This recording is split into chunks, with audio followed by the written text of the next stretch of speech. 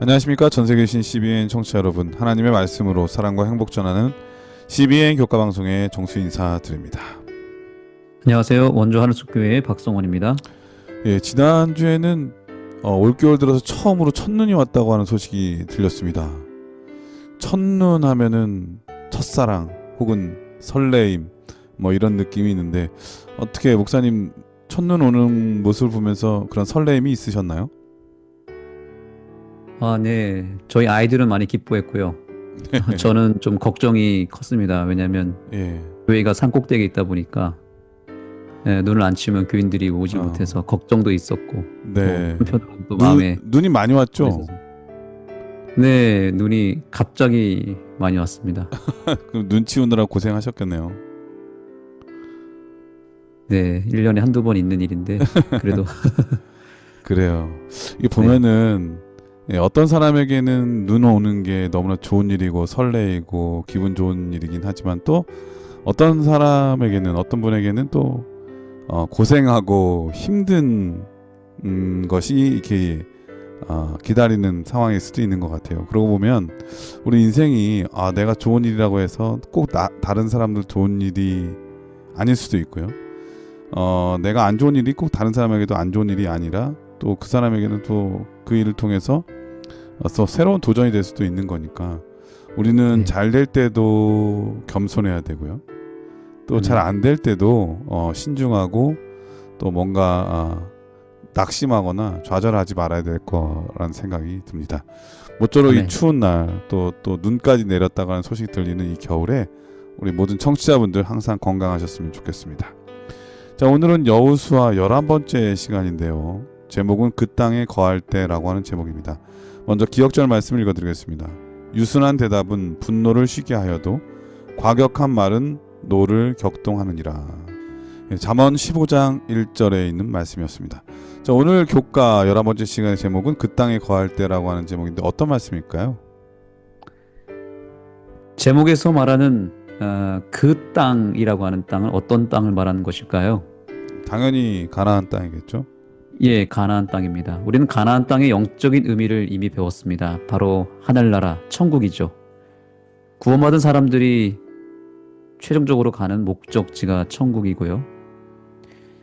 우리는 그래서 그 땅에 거할 때라는 이 제목을 통해서 이 제목 뒤에 생략되어 있는 문장을 먼저 기억할 필요가 있다고 생각합니다.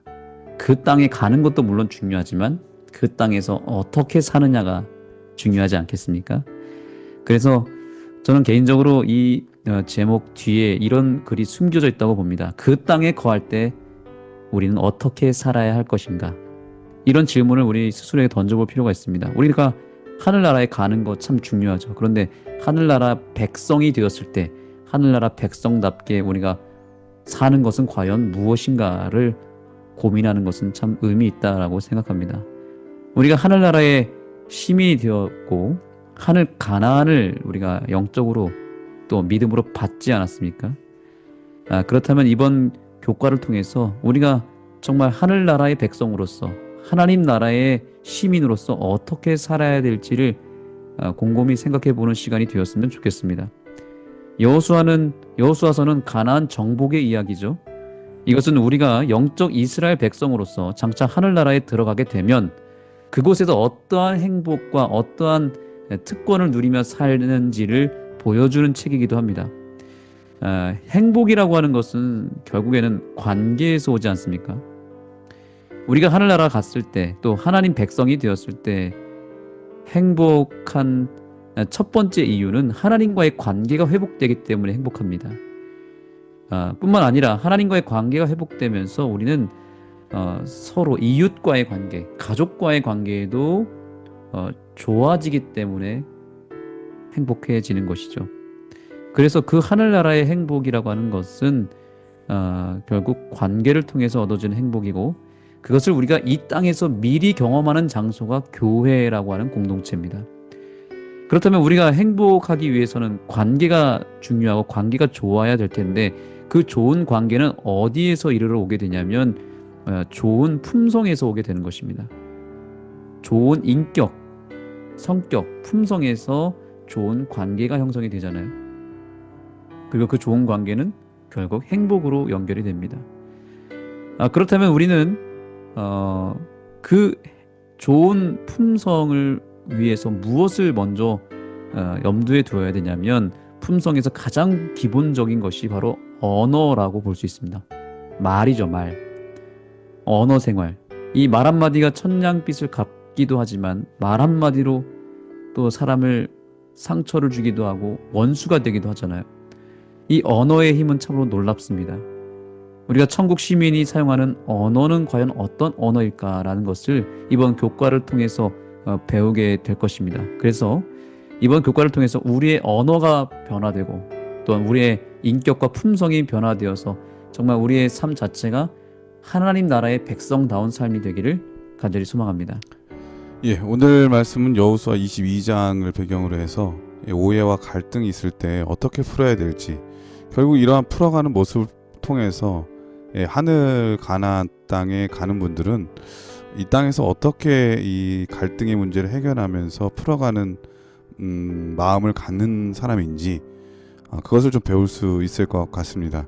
우리에게 부족한 것들이 아무래도 이제 품성에 대한 건데, 오늘 말씀을 통해서 자기 자신을 되돌아볼 수 있는 좋은 시간이 될 것 같습니다. 그럼 말씀에 앞서 찬미 듣고 시작합니다. 여기는 말씀의 방송 CBN 코리아입니다.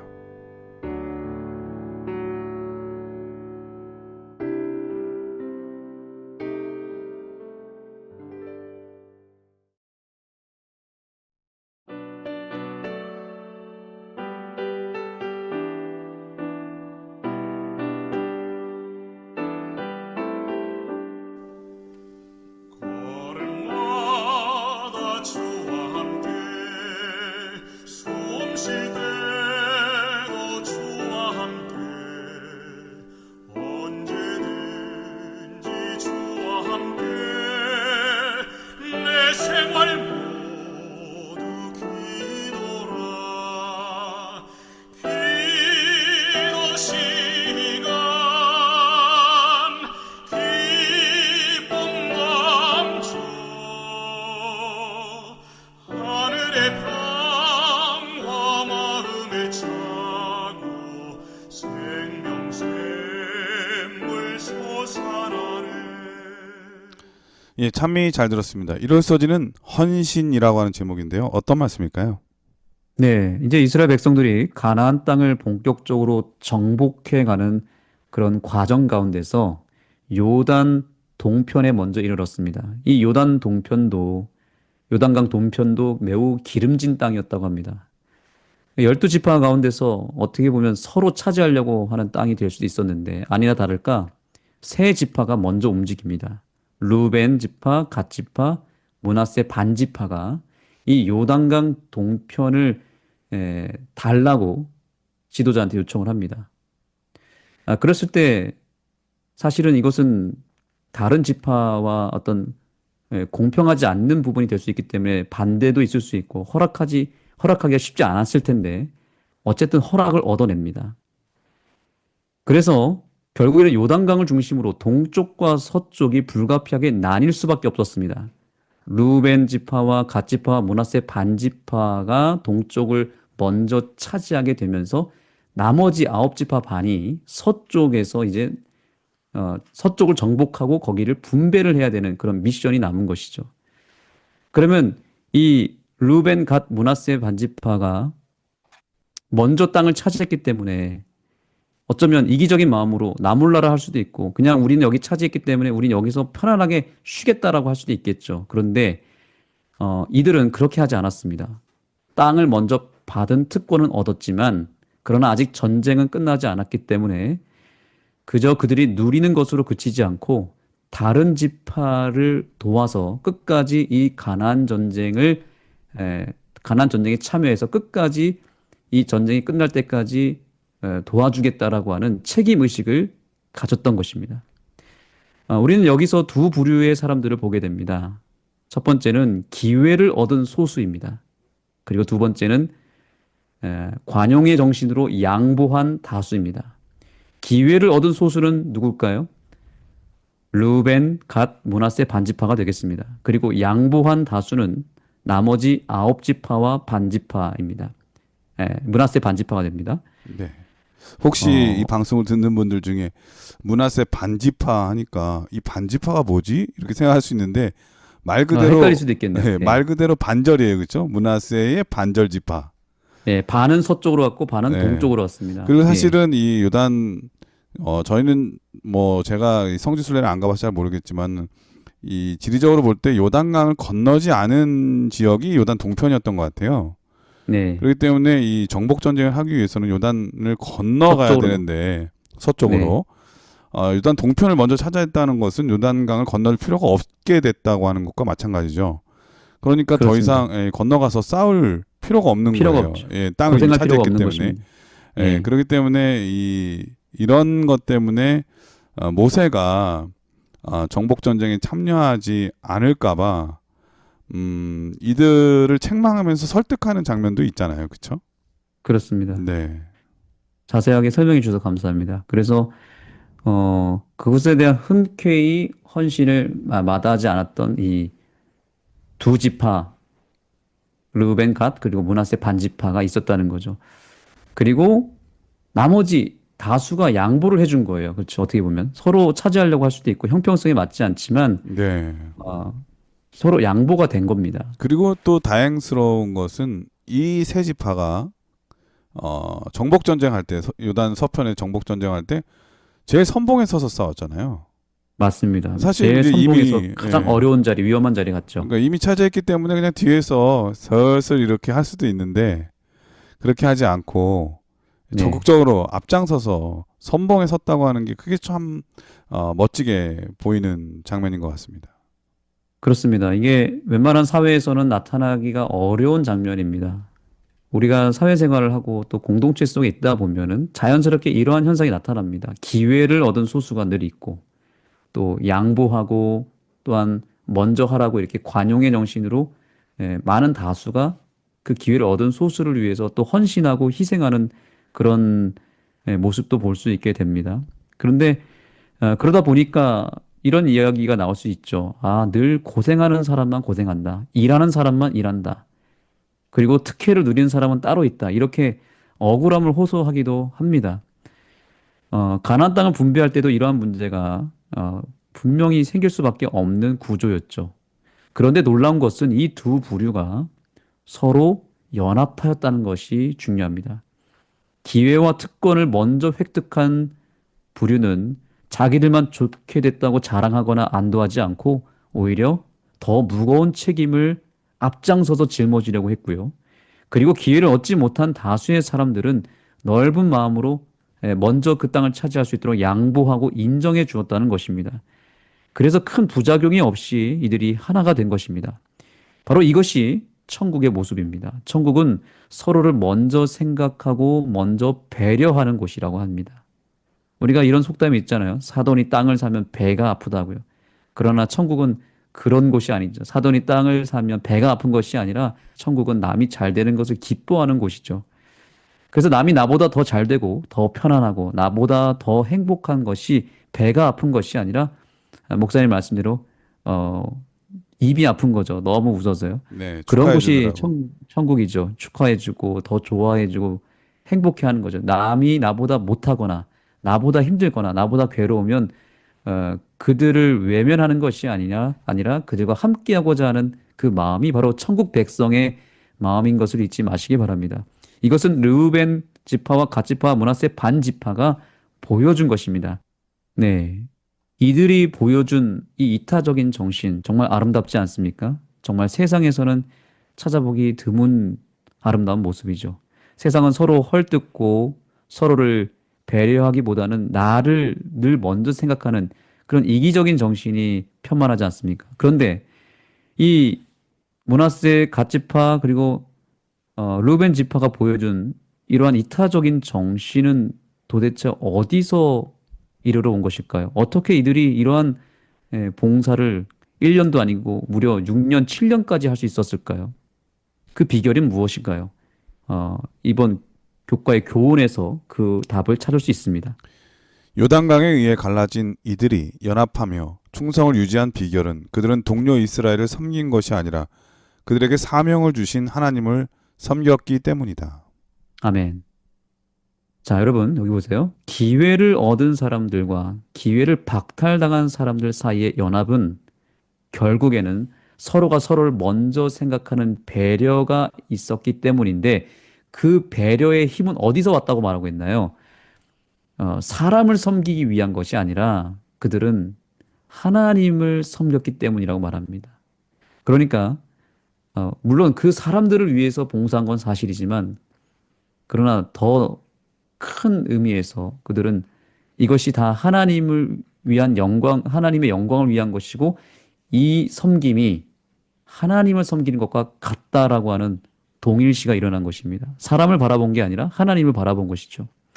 이것이 신약의 역사에도 반복됩니다. 예를 들면 제자들이 예수님과 함께 있을 때에는 그들이 서로 배려하고 서로 뜨겁게 사랑했습니다. 그런데 예수님이 잠깐 자리를 비웠을 때, 예수님이 안 계셨을 때에는 이들이 어떻게 했습니까?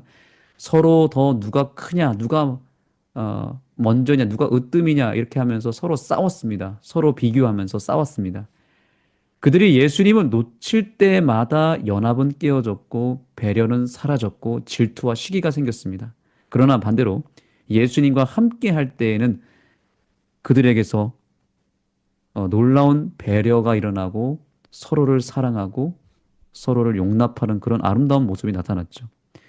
오늘날 우리의 연합을 깨트리고 또 서로 배려가 아닌 상처를 또 용서가 아닌 미움으로 사람들을 바라보는 그런 가장 큰 이유가 무엇이냐면 예수님을 놓쳤기 때문입니다. 우리가 예수님을 바라보고 그분을 정말 사랑하고 그분을 가까이 하게 될 때 우리는 예수님을 통해서 사랑의 힘을 얻게 됩니다. 배려의 정신이 임하게 됩니다. 남을 위해서, 남의 행복을 위해서 내가 더욱 섬길 수 있는 그런 힘을 예수님에게서 얻게 되는 것이죠. 그래서 우리가 정말 사람들을 사랑하고 용납할 수 있는 유일한 비결은 하나님을 사랑하고 하나님을 잘 섬기는 것. 그것이 바로 우리의 섬김의 힘이라는 사실을 잊지 마시고 천국 백성의 삶을 살기 위해서 더욱 하나님께로 가까이 나아가는 이 시간이 되었으면 좋겠습니다. 예, 이럴서지는 헌신이라고 하는 제목인데 이 헌신이 통할 수 있었던 것은 바로 이 헌신에 대해서 이해해주고 받아주는 사람들이 있었기 때문이겠죠. 물론 이 헌신을 요구받았을 때에 기꺼이 루벤과 갓지파, 므낫세 반지파가 앞장서서 싸운 것도 정말 훌륭한 헌신인데 또 이들의 헌신을 기쁘게 여겨주고 이해해주는 그 그렇습니다. 나머지 지파의 마음도 헌신이라고 할 수 있을 것 같습니다. 결국 중요한 그렇습니다. 것은 서로 마음이 잘 맞아야 돼요. 한 사람은 네. 마음을 열었는데 한 사람이 마음을 계속 닫아놓으면 노크까지는 할 수 있지만 그 안에서 만남이나 뭔가가 이루어지진 않잖아요. 그렇기 때문에 그렇죠. 이 이롤서지의 헌신은 이 세 지파만의 헌신이 아니라 12지파 모두의 헌신이었다고 하는 것을 우리가 다시 한번 배울 수가 있었습니다. 월요일 서지는 고발이라고 하는 제목인데 어떤 말씀일까요? 네. 그렇게 서로를 배려하고 사랑하고 또 서로 인정하는 가운데서 그렇게 쭉 이어갔으면 좋았겠지만 그런 좋은 관계 속에서도 어려움과 위기는 찾아왔습니다. 두 집단 사이의 관계에 균열이 가기 시작한 것입니다. 그런데 그 균열은 사실 작은 오해에서 왔습니다. 오해라고 하는 것. 사실 사소한 것처럼 보이지만 굉장히 큰 영향력이 있습니다. 사실 모든 관계의 문제는 오해에서 비롯된 것이 많지 않습니까? 전쟁을 마무리하고 이 르우벤, 갓, 므낫세 지파가 다시 이제 처음에 분배받았던 요단강 동편에 있는 땅으로 돌아가게 되었습니다. 그런데 돌아가면서 그들이 무엇을 했냐면 그 경계 지점에서 제단을 쌓는 일을 한 것입니다. 왜 거기다가 제단을 쌓았는지에 대한 것을 아무도 알 수가 없었습니다. 그저 그들이 순수한 마음으로 예배를 올린 것일 텐데 문제는 무엇이었냐면 요단 서편에 있는 나머지 9지파 반은 그것에 대한 오해를 하게 됩니다. 그 어떤 사실 오해를? 하게 됐을까요? 예, 사실 네. 그 이제 단을 쌓은 것은 요단 동편에 있는 사람들이나 서편에 있는 사람들이나 우리가 같은 하나님을 믿는 같은 네. 민족이라고 하는 것을 보여주기 위한 것이었는데 요단 서편에 있는 사람들은 저 사람들 봐라. 하나님께서 하지 말라고 하는 우상 숭배를 하는 거 아니야? 이렇게 오해를 하면서 하나님의 율법을 잘 안 지키는 사람, 하나님의 말씀에 불순종하는 사람으로 이렇게 매도하려고 하는 그런 오해가 있었던 거죠. 그렇습니다. 그래서 이 제단이라고 하는 것은 아무데나 세우는 것이 아니고 하나님의 율법의 말씀에 의거해서 딱 정확한 장소 거기다가만 해야 되는데 사실 이미 실로에 네. 하나님의 성소가 있었던 곳이잖아요. 성막. 그렇죠. 실로에 번제단이 있었고 네. 근데 또 다른 번제단을 지니까 뭔가 느낌이 이상했던 거죠. 이거 분리하는 거 아니야? 이제 뭐 따로 놓으려고 하는 거 아니야? 그리고 우상 숭배한 거야? 라는 그런 오해를 한 거죠. 그렇습니다. 그래서 그들이 우상숭배를 한다는 오해를 비롯해서 온갖 추측으로 인한 잘못된 정보가 그들에게 입력이 되고 그것이 또한 소문으로 퍼지기 시작한 것입니다. 명백한 오해였습니다. 팩트는 그것이 아니었죠. 그런데 왜 이런 오해가 생겼을까요? 그것이 중요합니다. 그 이유를 교과의 저자는 이렇게 교훈의 말씀을 통해서 설명하고 있습니다. 동편으로 돌아간 지파들이 제단을 쌓았을 때 그들의 동기에 대한 질문이 제기되었다. 서편의 지도자들과 상의 없이 한 일이기에 오해가 생길 수 있었다. 네, 여기 보니까 왜 오해가 생겼다고 설명하고 있죠?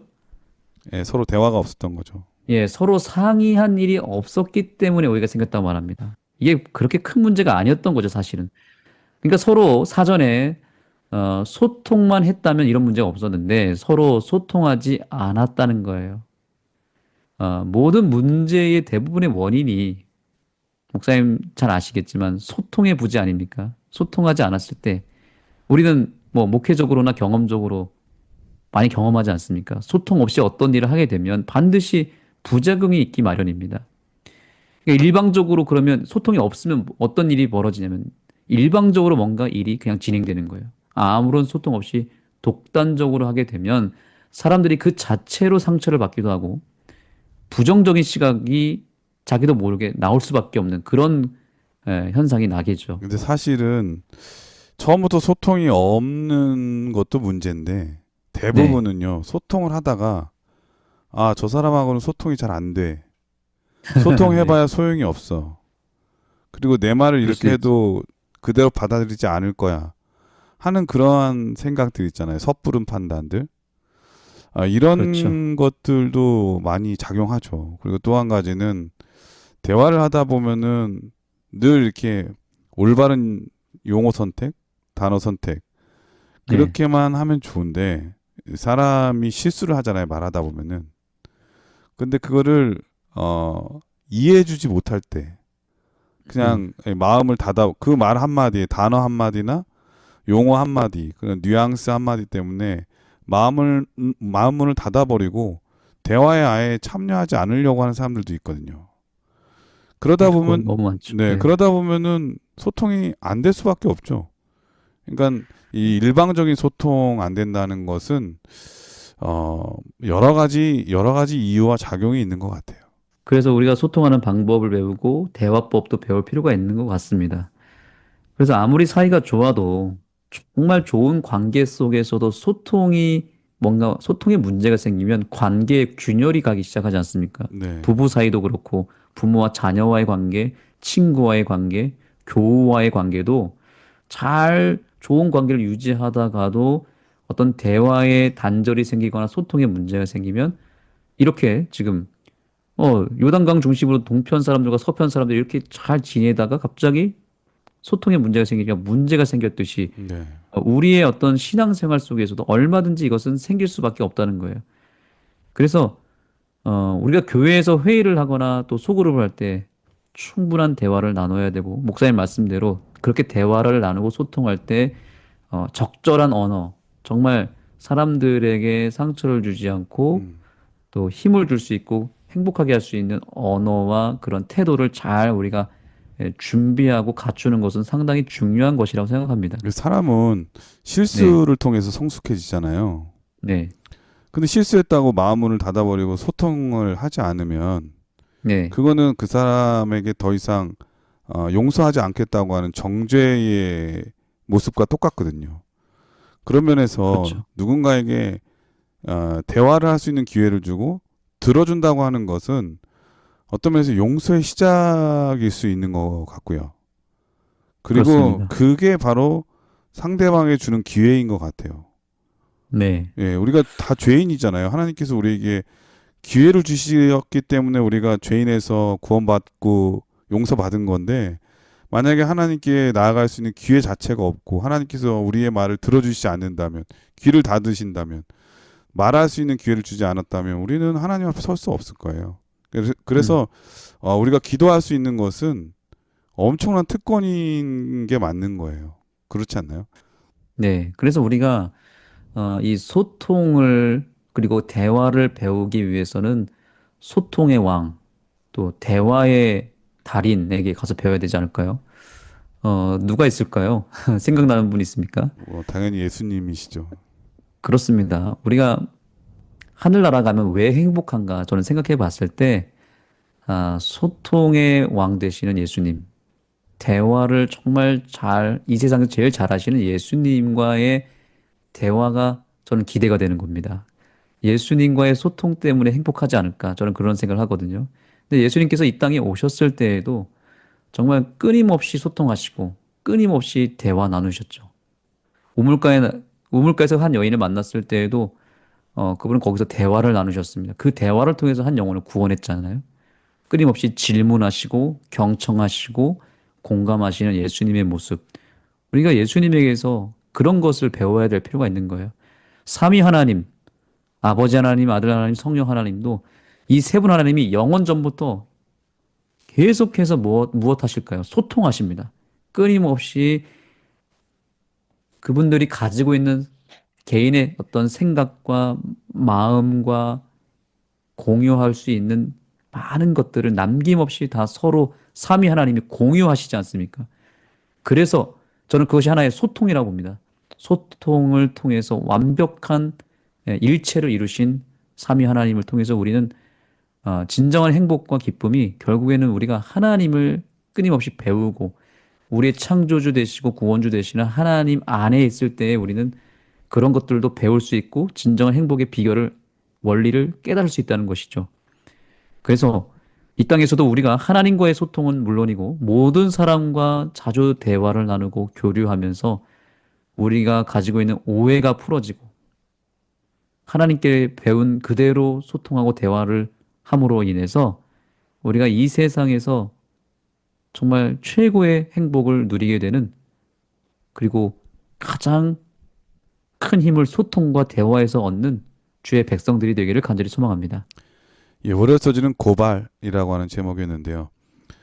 이스라엘 백성들 그 아홉 지파 반이, 그러니까 두 지파 반절이죠.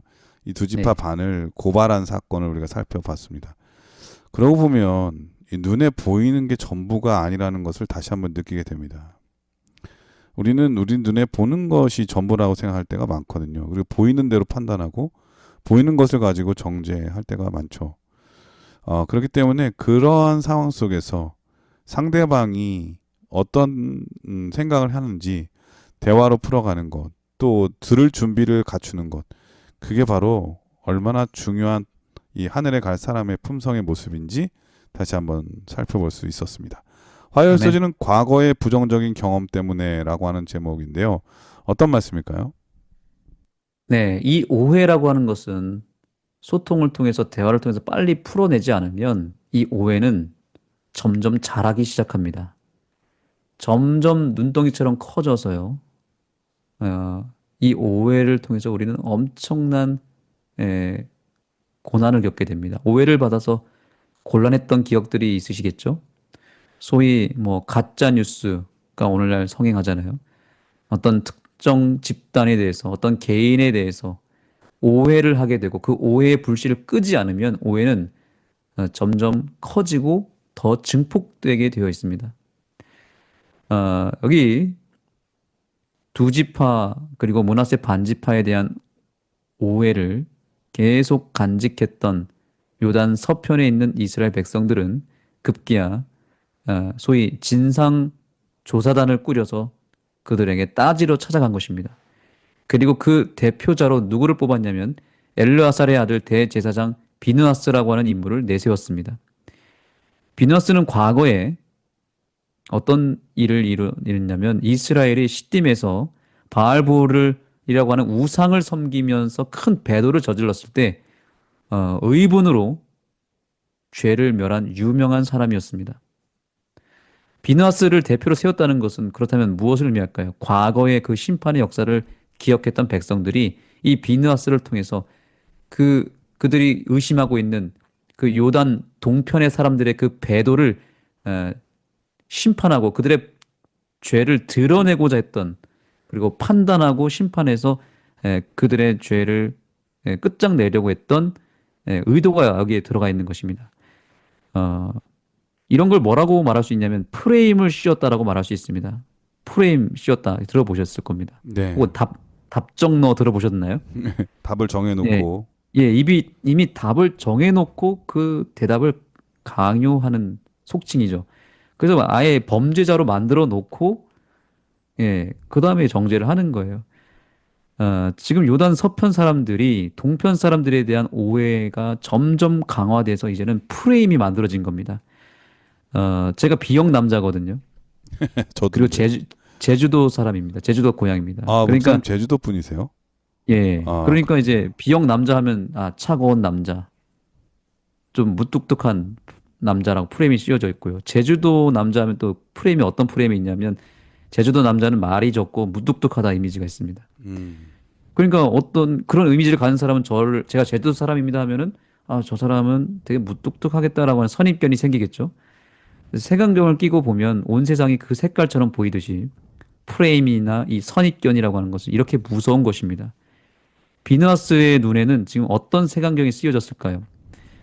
백성들이 아무 곳에다가 그냥 지금 번제단을 쌓은 걸 보니까 이건 틀림없이 무엇이다, 이건 우상 숭배다라고 하는 프레임을 이미 가지고 본 것입니다. 사실 이 프레임이라고 하는 게 네. 이론적인 프레임하고 경험으로 쌓여진 프레임하고 좀 다르거든요. 네. 이론적인 것은 만나보니까 아닐 수 있구나 이런 생각을 할 수 있는데, 네. 경험으로 예를 들면 목사님 B형 남자에다 제주 사람이라 했잖아요. 네. 근데 이 한 사람이 B형 남자 제주 사람을 목사님만 처음 만난 게 아니라 한 10명 만났더니 10명 중에 9명이 다 그런 사람이었다. 네. 그러면 이제 목사님도 그런 사람일 거야 라고 하는 네. 선입견이 맞습니다. 이제 생기는 거죠. 그러니까 이게 과거의 부정적인 경험이 쌓여서 만들어진 프레임은 무섭죠. 무섭죠. 바뀌기가 어렵고 의뢰 그럴 거라고 하는 섣부른 판단을 하게 되는 거죠. 그렇죠. 그걸 트라우마라고도 할 수도 있고요. 그래서 이제 그 부분이 이제 오늘 교과에 나오긴 하는데요. 그래서 이 선입견에 대한 부분을 하나 더 생각해 본다면 재림교에 대한 선입견도 세상에서 대단하죠. 네. 프레임을 씌워놓고 그 틀에서 절대로 벗어나지 못하고 있어요. 지금 100년이 넘었지만 재림교에 대한 프레임 정말 근데 다행스러운 것은 요새 AI 시대잖아요. 네. 사람들이 누구에게 의존해가지고 듣고 판단하는 게 아니라 이제는 다 개인적으로 AI에게 물어보거든요. 그렇죠. 근데, 이제는 좀 왜? 많이 깨어나는 시대가 됐죠. 그런데 이제 AI는 그냥 그렇더라 이렇게 하지 않거든요. 음. 분명한 자료와 이 이유, 이 리퍼런스를 갖고 얘기하기 때문에 오히려 전보다는 더 나아진 시대인 것 같아요. 네. 그렇기 때문에 우리가 더 많은 올바른 지식 정보들을 많이 이 방송을 통해서나 또한 논문이나 이런 걸 통해서 많이 노출할 필요가 있다 이런 생각이 듭니다. 그런 의미에서 이 CBN 코리아 방송은 참 앞서 나가는 방송인 것 같고 정말 우리 재림교회 이미지를 아주 밝게 만들어준 정말 좋은 프레임이었다고 생각합니다. 더 노력을 해야 되겠죠 우리가. 네. 그래서 이게 악마화라고 하는 우리 요 근래에 나타나는 이슈들이 있잖아요. 악마화. 이런 것들이 지금 시대에만 있었던 것이 아니라 이스라엘 백성들 당시에도 있었던 거죠. 악마화를 시킨 거죠. 가나안에 거한 이스라엘 백성들도 이렇게 조금은 저급한 모습이 서로 헐뜯고 악마화시키는 모습이 있었다는 거죠. 교훈의 말씀 한번 읽어볼까요? 이스라엘 자손은 대표를 구성하여 동편 지파에 대한 책망을 시작한다. 그들은 민족 전체에 영향을 끼친 과거의 부정적인 경험을 바탕으로 염려하고 있었다. 네. 과거의 부정적인 경험을 바탕으로 염려하고 있다라고 하는 이 문장에서 우리가 아, 경험을 통해서 색안경이 쓰여졌다. 프레임이 만들어졌다라고 우리가 또 재해석할 수 있는 거죠. 요단 동편의 사람들이 어떤 내막으로 제단을 쌓았는지도 모르면서 우상 숭배를 했다고 단정 지어버리는 것은 큰 패착이었습니다. 우리는 이 모습을 분명히 반면교사 삼아야 합니다.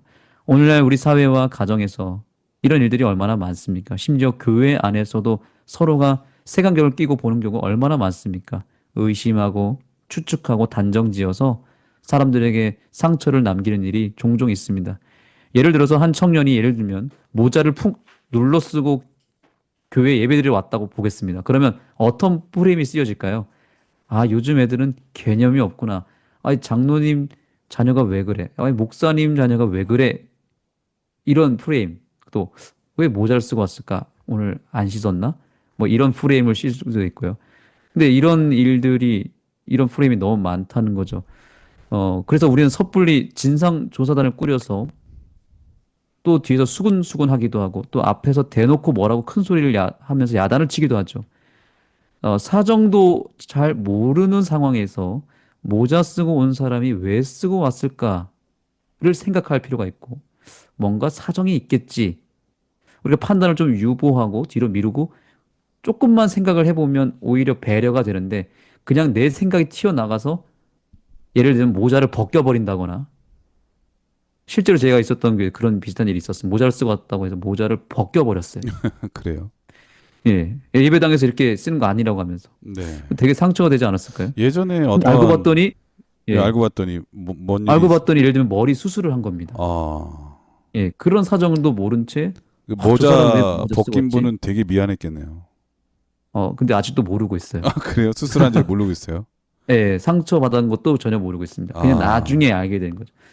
그러니까 실제로 이런 비슷한 일들이 너무 많다는 거죠. 그 옛날에 젊은 여학생이 예, 머리를 노랗게 염색하고 오면 네. 아, 교회 다니는 사람이 머리를 저렇게 했다고 막 그렇게 얘기했던 분들이 옛날에 있었죠. 근데 생각해 보면은 그렇죠. 우리가 흰머리가 나면은 또 염색을 하잖아요.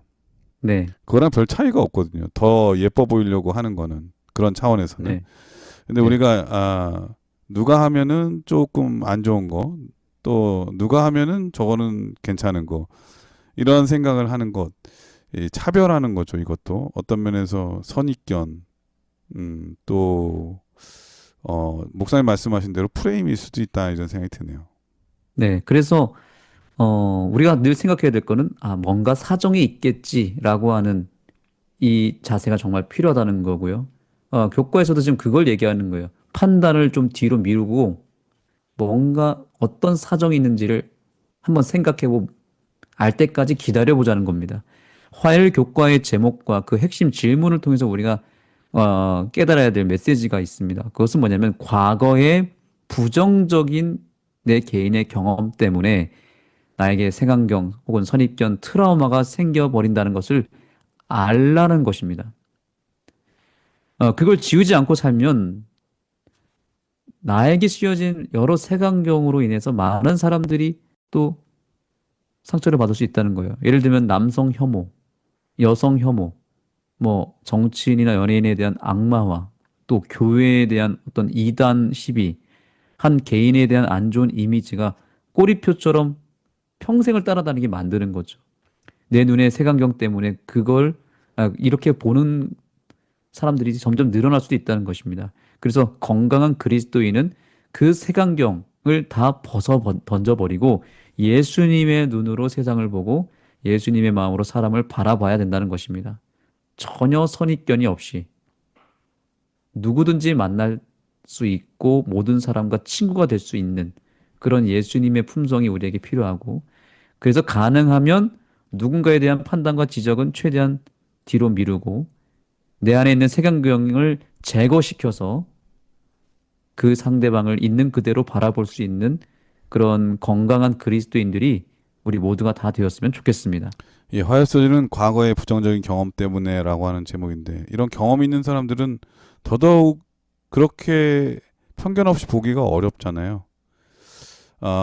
이러한 어려움을 우리가 한번 다 같이 극복해보는 우리의 신앙 자세였으면 좋겠습니다. 그런 자세들을 통해서 우리의 품성이 조금씩 변화될 수 있음을 오늘 말씀을 통해서 배울 수 있었네요. 자, 그럼 여기서 참여 한 곡 들으신 다음에 계속해서 수요일, 목요일 서지를 공부하도록 하겠습니다. 여기는 말씀의 방송 CBN 코리아입니다.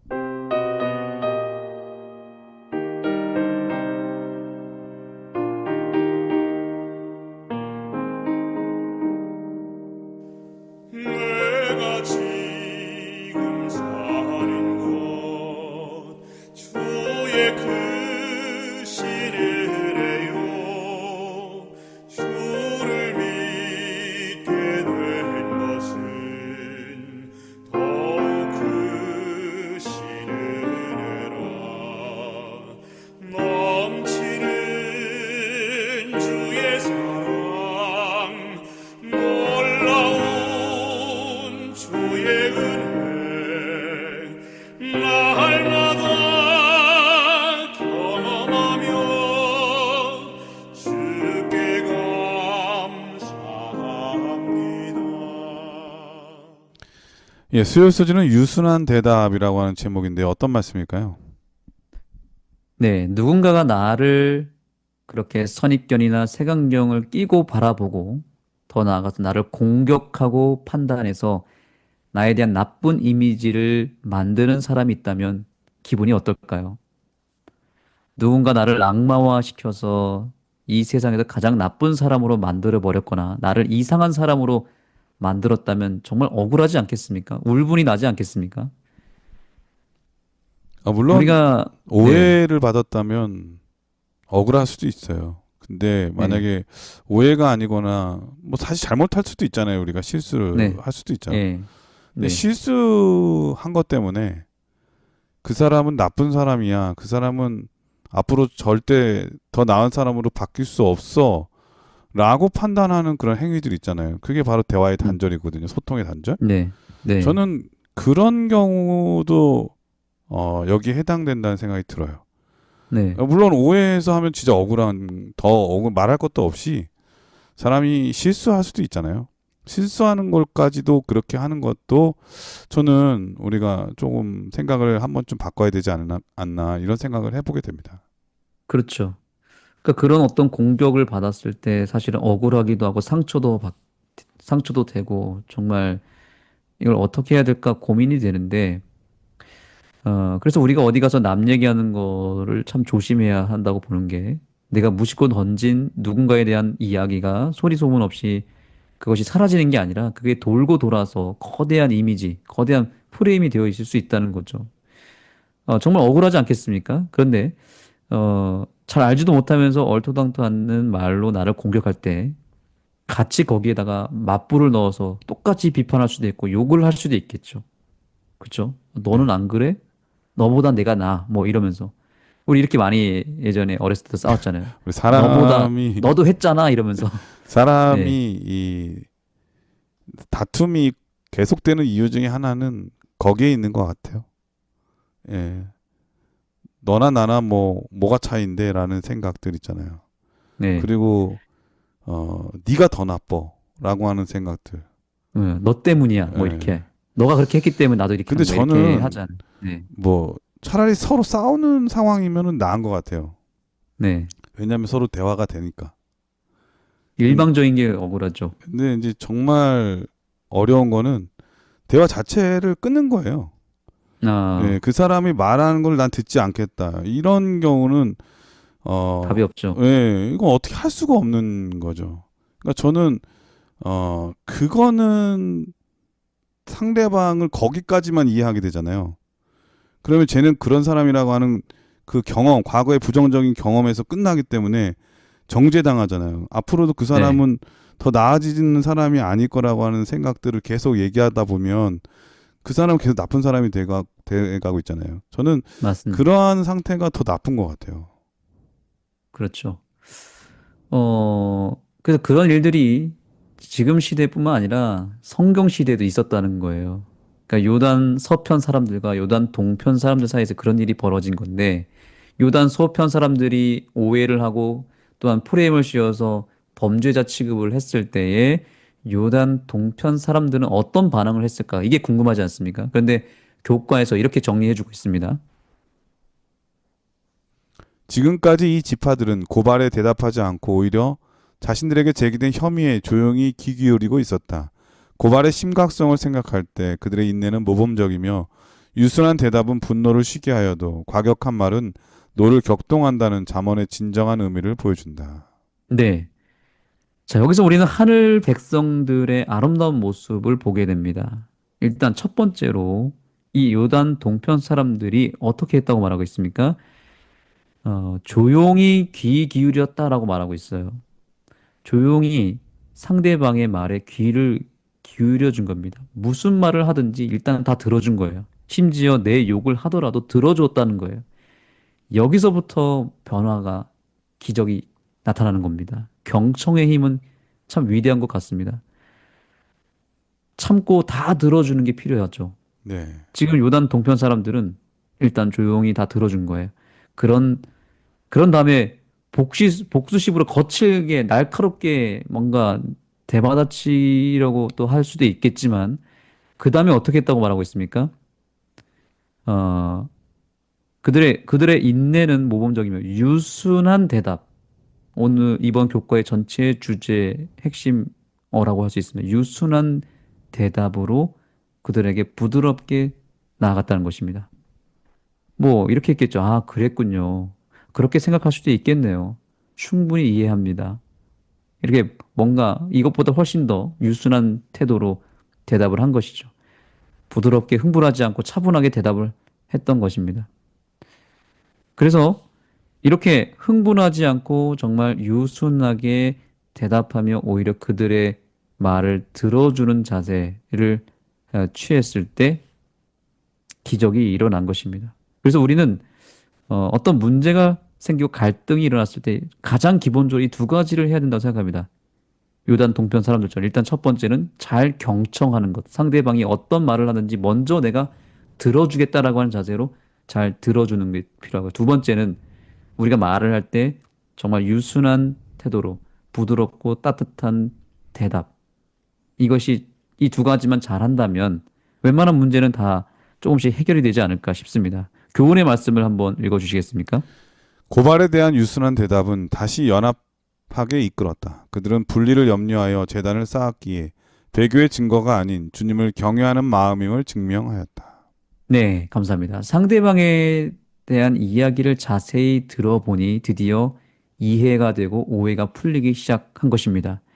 그들은 동쪽과 서쪽에 있는 이 하나님의 이스라엘 백성들이 서로 단절되는 것이 염려가 되어서 제단을 쌓았던 것입니다. 제단을 통해서 서로 그것을 바라볼 때마다 동질감을 형성시키고 하나님을 함께 바라보며 서로 자주 만나고 연대할 것을 기대하는 뜻에서 제단을 쌓았던 것입니다. 다만 이것이 소통이 되지 않았기 때문에 오해했던 것이죠. 우리가 팔복 가운데서 온유한 자는 복이 있나니 땅을 기업으로 받을 것이라고 말씀하셨죠. 결국에는 우리가 이런 말 있잖아요. 지는 게 이기는 거라고요. 우리가 말을 하지 않아도 이길 수 있습니다. 어떻게 해요? 경청하고 또 저자세로 상대방을 자꾸만 용납하고 공감할 때 그것이 어쩌면 서로를 위한 일이 될 수 있고 또 서로에게 유익이 될 수 있는 것이죠. 그래서 분노를 못 참거나 너무 많은 말을 하게 되면 오히려 내가 더 작아지고 민망해질 수 있습니다. 반대로 상대방의 말을 끝까지 들어주고 계속 그 사람 속의 이야기를 듣기 위해서 질문도 던져주고 공감하고 대화를 풀어나가다 보면 서로에 대한 신뢰가 생기게 되는 것이고요. 그렇게 하다 보면 마음문이 활짝 열리면서 이제는 서로에게 완전히 무장해제가 돼서 자기 속 얘기를 다 할 수 있는 관계까지 되겠죠. 우리가 공동체 안에서 바로 이러한 역사들이 필요합니다. 이것이 바로 천국의 분위기 아니겠습니까? 그래서 정말 우리가 이거 한 가지만 꼭 결심하면 좋을 것 같습니다. 어떤 일이 있어도 우리가 흥분하지 말자. 분노하지 말자. 화내지 말자. 이것은 제 개인의 어떤 고백이기도 합니다. 제가 목회를 짧은 기간 하면서 이런 후회가 됩니다. 내가 왜 그때 그 A라는 집사님한테 내가 왜 그때 참지 못했을까? 왜 내가 그 당시에 조금은 그분에게 거칠게 했을까? 네. 이런 저도 후회를 하게 되더라고요. 저도 비형 남자라서 목사님 말씀에 정말 전적으로 동감이 드는데요. 공감이 네. 또 되고요. 그래요. 이게 사실은 좀만 참았으면 어땠을까? 이런 생각 안 해보셨나요? 차라리 또 얼굴을 보면서 얘기한다면은 괜찮아요. 네. 네. 표정이라는 게 있고 그렇기 때문에. 근데 얼굴 보지 않고 목소리로만 들었을 때는 목소리 뉘앙스, 색깔이라는 게 또 있거든요. 네. 이것 때문에 또 그 오해가 더 커지는 경우도 생기고요. 네. 그러면은 또 말이 톤이 높은 사람들이 있잖아요. 저 같은 경우에도 목사님 톤이 말씀하신 높은 대로 사람이죠. 네. 욱하는 경우가 있어가지고 네. 또 버럭하는 것도 있고 그러다 보니까 그러신가요? 예, 전혀 안 그렇게 보이는데요. 이제 화가 날 때 그런 거예요. 화가 날 때. 네. 그러니까 이제 그런 게 얼굴 표정을 보면서 할 때는 그래 좀 덜한데 이게 또 목소리로만 할 때는 더 갈등이 깊어지고. 네. 근데 오늘 목사님 말씀 들으면서 저도 반성을 많이 하게 되면서 동시에 네. 두 가지 말씀하셨잖아요. 경청하는 것과 유순한 대답. 이 경청이라고 하는 것은 상대방에게 네. 말할 수 있는 기회를 준다는 거죠. 그 대화를 끊어버리는 게 아니라 그렇죠. 너랑 안 놀아 이게 아니라 말할 수 있는 기회를 준다는 거죠. 이게 두 번째 기회를 주는 거죠. 그리고 의미 있는 얘기인 것 같습니다. 유순한 대답을 한다는 것은 네. 상대방으로 하여금 두 번째 기회를 얻게 해달라고 하는 요청이죠. 그 말을 할 때는 그 사람이 들을 수 있도록 해야 되는 거 이게 정말 중요한 것 같아요. 들을 수 있는 말 그리고 들을 수 있는 준비 이게 유순한 대답과 또 준비된 자세, 경청하는 자세가 아닌가 이런 생각이 들고 이 하늘에 갈 사람들은 정말 그래야 될 것 같아요. 아무리 그렇습니다. 속상해도 상대방에 말할 수 있는 기회를 주는 것 동시에 음. 그게 경청하는 태도고요. 그리고 내가 말할 수 있는 기회를 얻는다는 것은 그 사람이 들을 수 있도록 들을 말을 해주는 것, 네. 유순한 말을 하는 것, 이 두 가지가 우리 모두에게 필요하다는 것을 다시 한번 느낄 수가 있었네요. 아멘. 그래서 이렇게 우리가 예수님의 품성이 중요하다는 것이 여기서 드러난 것입니다. 예수님은 온유하고 겸손한 품성을 가지셨고 이 세상에서 사실은 예수님이 승리할 수 있었던 그 비결은 예수님의 그 아름다운 품성 아니었습니까? 품성으로 이기신 것입니다. 지는 것처럼 보여도 결국 이기셨습니다. 진짜 이기는 것은 바로 힘으로 논리로 목소리로 큰 목소리로 어떻게 찍어 누르는 것이 아니라 오히려 들어주고 받아주고 공감해주는 사람이 되면 우리는 결국은 그 사람을 상대방을 얻게 되는 거죠. 그래서 저는 이번 교과를 준비하면서 이런 생각을 했습니다. 나는 바보가 되어야겠다. 알아도 모른 척. 조금은 어리숙할 수 있지만 부족한 모습으로 있어 보여도 조금 사람들이 편안하게 다가올 수 있는 그런 사람, 그리고 잘 들어줄 수 있는 사람. 너무 내 말을 많이 하는 게 아니라 그저 내가 모른다 생각하고 배운다는 자세로 상대방에게 많은 것을 배우려고 하는 사람. 그런 어떤 의미에서 바보가 되는 게 참 좋겠다 이런 생각을 했습니다. 유순한 대답, 우리에게 꼭 필요한 품성이고 이것은 매우 강력한 영적 무기입니다. 예수님에게서 이 온유하고 겸손한 그분의 품성의 그 놀라운 기질을 우리가 믿음으로 물려받게 되기를 간절히 소망합니다. 수요 소지는 유순한 대답이었는데요. 이 유순한 대답은 들을 수 있는 사람에게 필요한 것이고요. 네. 또 그보다 앞서 들을 준비를 하는 것, 경청의 자세가 얼마나 중요한지. 이 경청이라는 게 바로 겸손인 것 같아요. 내가 너에게 말할 수 있는 기회를 준다.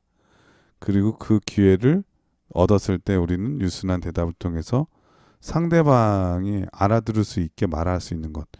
이 두 가지가 대화의 기본 중요한 요소라는 것. 그리고 우리가 하늘에 갈 사람들은 이런 대화를 하는 사람들이라고 하는 것을 또 배울 수 있었네요. 저도 오늘 말씀을 통해서 다시 한번 깊이 반성하면서 낮은 자세로 노력하고 연습해야 되겠다는 그런 생각이 드네요. 목요일 소지는 네. 갈등 해결이라고 하는 제목인데 어떤 말씀일까요? 네, 갈등은 결국에는 반드시 해결해야 될 우리의 과제입니다. 갈등을 하나님께서 우리에게 허락하신 것은 그걸 풀라고 주신 거죠. 해결하라고 주신 섭리겠죠. 내버려 두고 방치하게 되면 이 갈등은 더 심각하게 꼬여버리게 되고 더 굳어져 버립니다.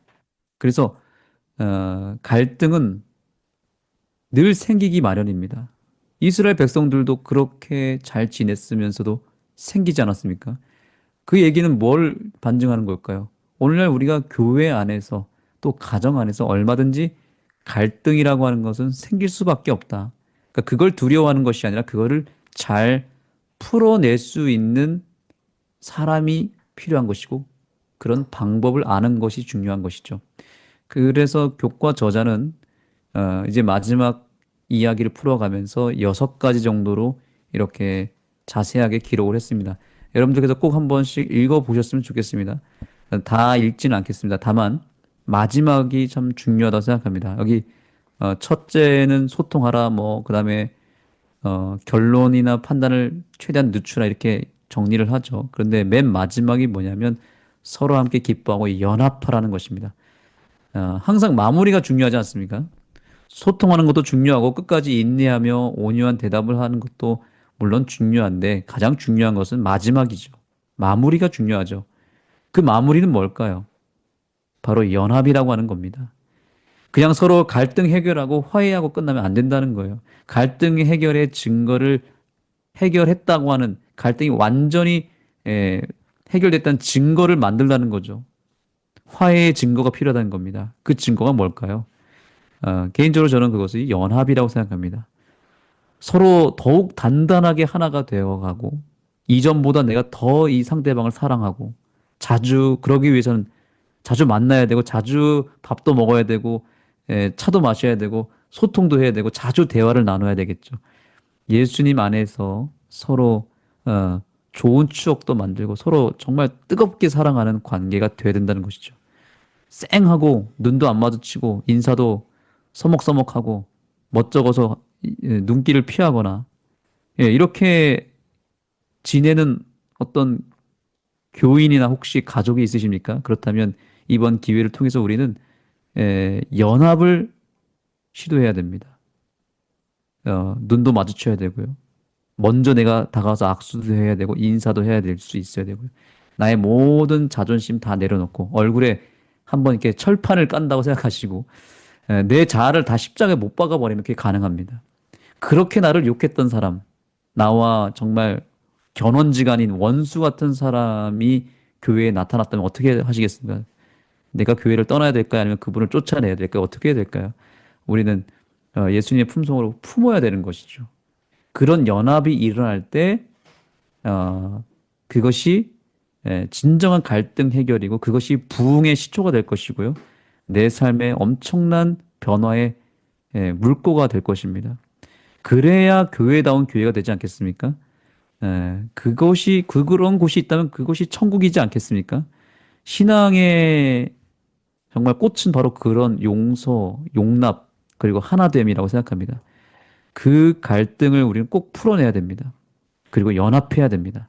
갈등을 어느 정도 풀어놓고서 연합을 하지 않으면 마치 무엇과 같냐면 수술을 하려고 배를 열었는데 다 수술을 잘 마쳤는데 이거 마무리를 하지 않는 것과 비슷한 것이죠.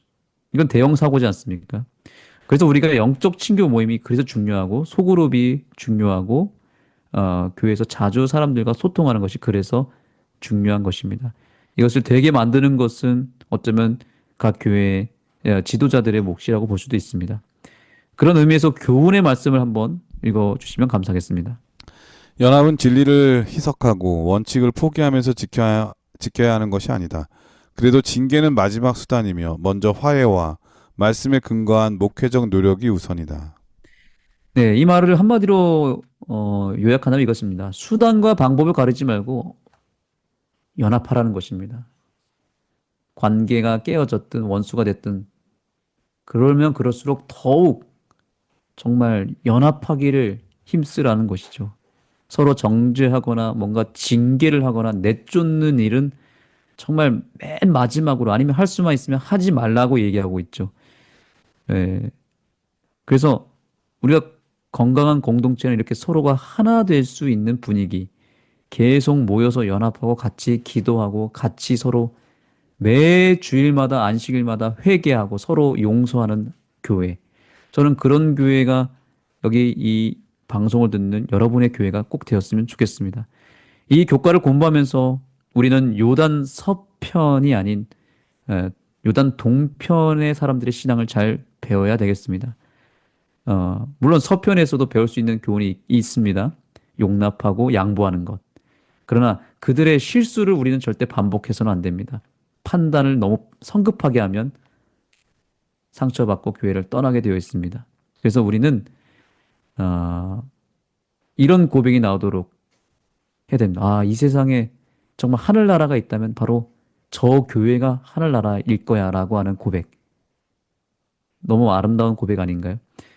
그런 고백이 나오도록 지난날의 모든 상대방의 과오와 실수와 그런 범죄에 대해서 예수님 안에서 다 용서하고 있는 그대로 받아줄 수 있는 우리 모두가 되었으면 좋겠고, 그래서 예수님의 말씀대로 너희가 서로 사랑하면 이로써 세상이 너희들을 보고 내 제자인 줄 알리라 라고 했던 그 예수님의 말씀을 기억하며 서로 사랑하는 일에 힘쓰는 우리 모두가 되기를 소망합니다.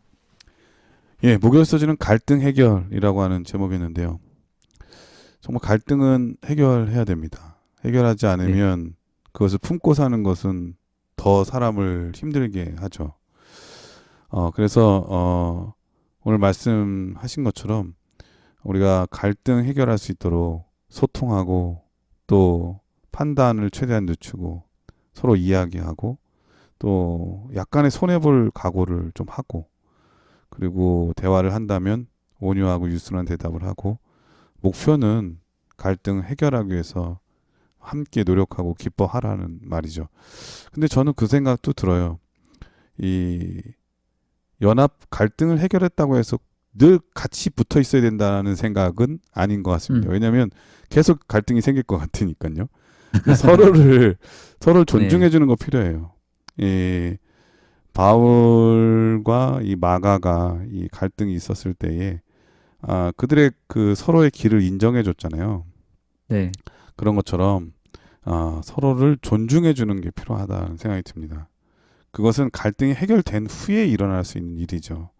그러니까 우리는 갈등 해결을 하지 않고 각자의 길을 가기 때문에 각자의 길을 가면서 정죄하고 비난하고 비판하고 욕하고 헐뜯고 그러거든요. 근데 갈등을 잘 해결하고 서로에 대해서 인정해 준 다음에 서로의 가는 길을 존중해 줄 때 우리는 이 한 지붕 아래 두 개가 또 세 개가 네 개가, 그래서 각자의 재능을 잘 발휘해서 더 크게 성장할 수 있는 요소가 되지 않나 이런 생각이 듭니다.